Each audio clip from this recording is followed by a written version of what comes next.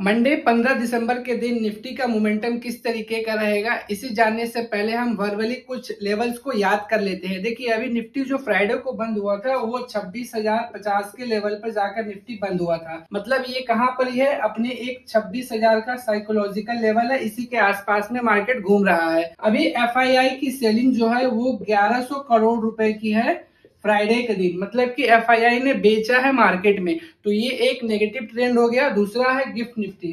Gift Nifty अभी 110 point minus trade कर रहा है। इसका मतलब है कल जब मार्केट में ओपनिंग होगी तो निफ्टी 100 से 150 पॉइंट के बीच में नेगेटिव ओपन होगा। हो सकता है कि मार्केट थोड़ा सा रिकवर कर जाए, ग्लोबल मार्केट कल मॉर्निंग में, लेकिन फिर भी अभी तक का व्यू जो है वो हमारा नेगेटिव है। तो कल के लिए क्या होगा, अगर मार्केट में गिफ्ट निफ्टी वापस से नेगेटिव ट्रेंड दिखाता है तो हमारा ट्रेड लेवल किस तरीके का होगा। देखिए, अभी तो 26,050 का लेवल है। अगर निफ्टी यहाँ से नीचे खुलता है 100, 150, 200 जितना भी नीचे खुलेगा, तो हम ये जो 26,050 का लेवल है इसी को हम लोग स्टॉप लॉस मान के चलेंगे। ये हमारा स्टॉप लॉस रहेगा और एक बेयरिश ट्रेंड रहेगा नीचे की तरफ में। मतलब कि अगर निफ्टी मान लीजिए 25,900 के आसपास में ओपन होता है, तो यहाँ से अगर थोड़ा रिवर्सल लेकर 26,000 के आसपास आएगा या फिर 25,950, इसी के आसपास में एक सेलिंग जोन बनेगा। स्टॉप लॉस 26,050 का रहेगा। देखिए, अभी मैंने क्लियर कहा है कि मार्केट में कोई भी ऐसा डायरेक्शन नहीं है जो मार्केट को वन साइड लेकर के जाए।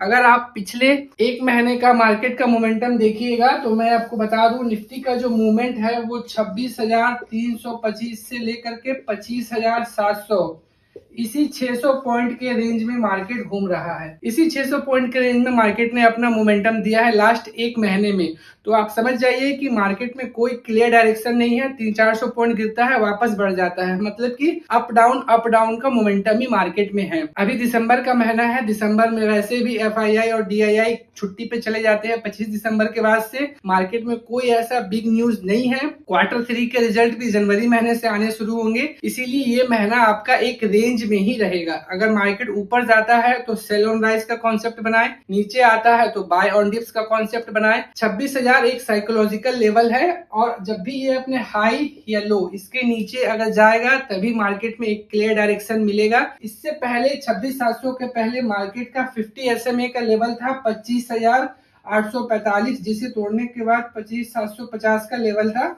और इसे मार्केट ने अचीव कर लिया था। लेकिन मार्केट में कोई भी डायरेक्शन क्लियर फॉलो नहीं कर रहा है, तो इसीलिए सतर्क होकर के सिर्फ आप अपना स्टॉप लॉस खोजने का कोशिश करें। उसी के आधार पर आपका टारगेट 1:1, 1:2 जो भी निकाल सके वही रहिए, या फिर स्कैल्पिंग के लिए कोई भी आप टेक्निकल एनालिसिस का इस्तेमाल करिए, जहां पर आप एक स्कैल्पिंग करके अपना दिन का टारगेट निकाल सके। अदरवाइज आप इक्विटी में काम करिए, वरना फिर अच्छा होगा कि अगर आप ट्रेडिंग को इस महीने स्किप कर दें, क्योंकि मार्केट भले ही हाई के लेवल पे चल रहा है लेकिन पोर्टफोलियो किसी का भी नहीं बढ़ रहा है। मार्केट एक दिन ऊपर जाता है फिर तेजी से गिर जाता है, वही कॉन्सेप्ट है। धीरे धीरे मार्केट ऊपर जा रहा है, तेजी में गिर जा रहा है। अभी मार्केट 26,100 के ऊपर गया लेकिन फिर वापस से गिर गया 150 पॉइंट। तो मार्केट को समझना बहुत मुश्किल है, आपको अपना टारगेट को ही समझ के चलना है। इसीलिए कल के लिए हमारा कॉन्सेप्ट वही रहेगा, 26,050 जो प्रीवियस क्लोज है वही आपका स्टॉप लॉस रहेगा एक बेयरिश ट्रेंड के लिए। और अगर ऊपर में जाता है 26,100 के ऊपर निकलेगा तो 26,000 का स्टॉप लॉस रहेगा 100 पॉइंट का आपका,